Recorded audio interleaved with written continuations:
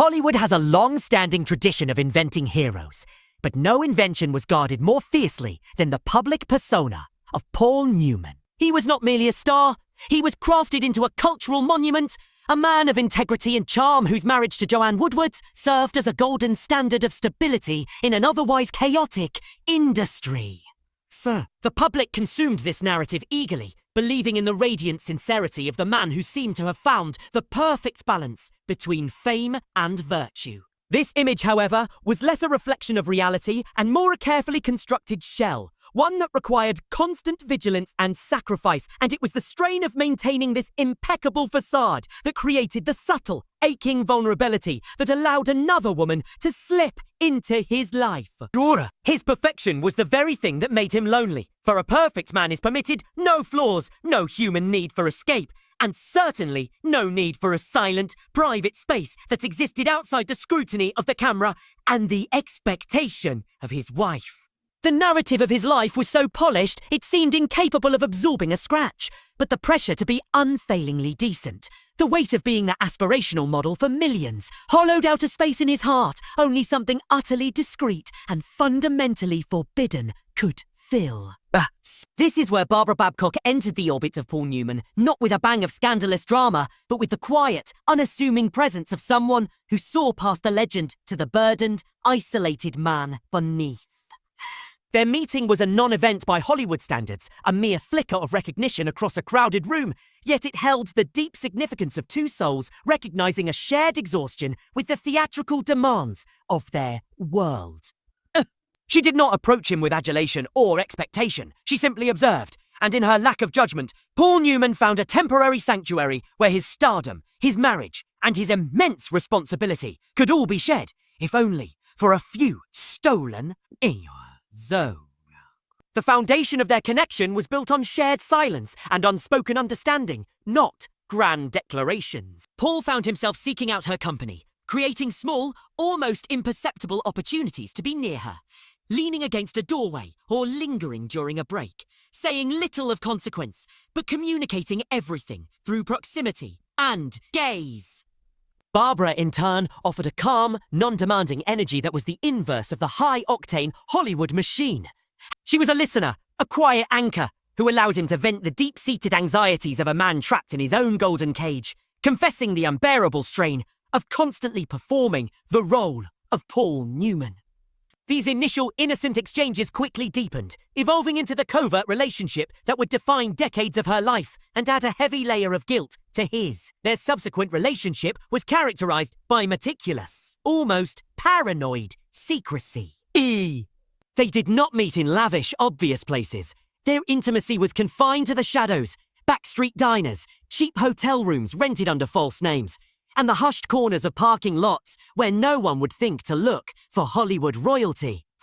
Paul's efforts to keep the affair hidden were driven not by a lack of feeling, but by a chilling calculation of the damage the truth would inflict on his family, his wife, and the vast philanthropic empire he was building. He was protecting a brand, a legacy, and the life of his spouse, but the cost was transferred entirely to Barbara, who became the sole curator of this dangerous secret, forced to live her life under the constant anxiety of exposure. This relationship was sustained by brief, intense moments of connection, punctuated by long, agonizing stretches of separation. The tension was suffocating, a constant feeling that a careless word, an incorrect glance, or a misplaced letter could lead to an immediate, catastrophic collapse of Paul Newman's world. The strain began to wear visible lines on both of them. Paul grew increasingly withdrawn and sleepless at home, his wife Joanne noticing his fatigue, but attributing it to the rigors of his career, a belief he allowed because the truth was too devastating to admit. Meanwhile, Barbara's natural light began to dim. Friends noticed her increased wariness, her distraction, the way she seemed always to be looking over her shoulder, carrying the unshareable burden of being the hidden truth behind a perfect man.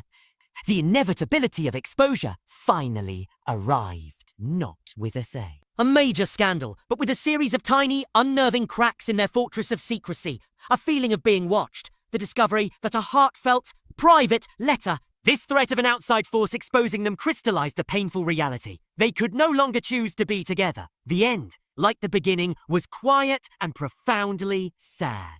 Paul made the necessary decision to stop, to preserve the structure of his public life, leaving Barbara with nothing but the remnants of a powerful, formative love and the crushing, ethical duty of lifelong silence. There was no theatrical farewell, no dramatic final embrace, only a mutual understanding that the forces demanding their separation were greater than the depth of their affection. He walked out, and she was left to close the door on a piece of her own history. For years, Barbara Babcock lived in the aftermath, a woman defined by her silence. She continued her own career, appearing outwardly composed and centered. But the interior space she had shared with Paul remained a painful, untouchable void. Paul Newman, for his part, went on to become an even greater icon, his image of marital fidelity only solidifying as he aged. The quiet turmoil of his secret affair, buried deep beneath the public praise, and his charitable endeavours.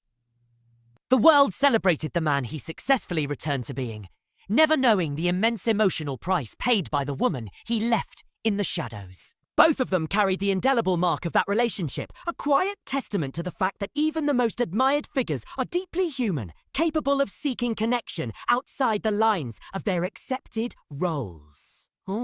It wasn't until she was 87, decades after Paul Newman's death, that Barbara finally chose to speak, not for revenge or drama, but as an act of personal reclamation, a need to place the final stone of truth in the wall of her own narrative. Her confirmation was delivered with the same quiet dignity that had characterized their affair, avoiding sensationalism, simply stating the fact of their profound connection and the subsequent agonizing sacrifice of silence. The perfect image of Paul Newman, the one he had worked so diligently to protect, finally developed a crack not from an enemy's attack, but from slow, deliberate testimony of the one person who had loved the man, not the myth.